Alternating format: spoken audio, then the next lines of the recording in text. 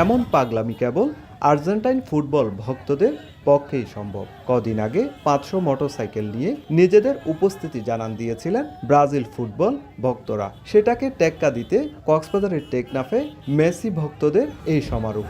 শোভাযাত্রাটি টেকনাফ স্থলবন্দর এলাকা থেকে শুরু হয়ে দৃষ্টিনন্দন মেরিন ড্রাইভে প্রদক্ষিণ করে নির্ধারিত গন্তব্যে পৌঁছে। পুরো পথ জুড়ে ছিল সমর্থকদের স্লোগান, উচ্ছ্বাস আর বিশ্বকাপ জয়ে স্বপ্ন।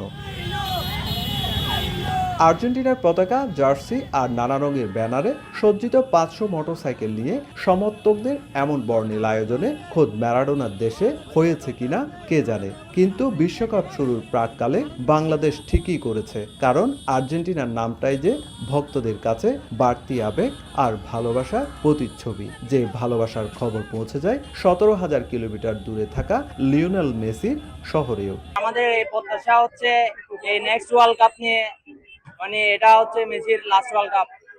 এটা আমাদের প্রত্যাশা কি আবারও আমরা চ্যাম্পিয়ন হব। টেকনাফ উপজেলার সর্বস্তরের মানুষ আজকে এখানে আমাদের কাছে সমবেত হয়েছে। আজকে তরুণ প্রজন্ম এবং আবাল বৃদ্ধ সবাই আমার সাথে সমবেত হয়েছে আমাদের সাথে।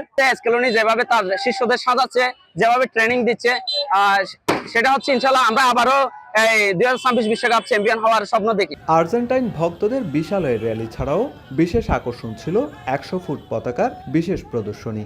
টেকনাফ সমুদ্র সৈকতের বালিয়াড়িতে তারা ফিরিয়ে আনে 2022 বিশ্বকাপ জয়ে সুখস্মৃতি।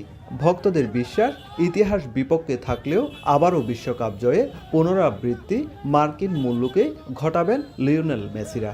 আমরা যেমন ঈদের মধ্যে খুশি করি, আজকেও মনে হচ্ছে যে আমাদের একটা ছোটখাটো ঈদ হয়ে গেছে। প্লেয়ার যেগুলো এখন স্কোয়াড আছে সবাই বিশ্বমানের প্লেয়ার। আমরা আশা করি এবারও আমরা ইনশাআল্লাহ ডিফেন্ডিং চ্যাম্পিয়ন হব।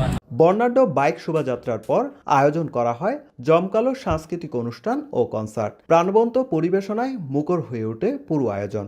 গান, উচ্ছ্বাস আর ফুটবল প্রেমে মেতে ওঠা দর্শনার্থীরা উপভোগ করেন এক আনন্দ ঘন ও স্মরণীয় বিকেল। সুজাউদ্দিন রুবেল, সময় সংবাদ, কক্সবাজার।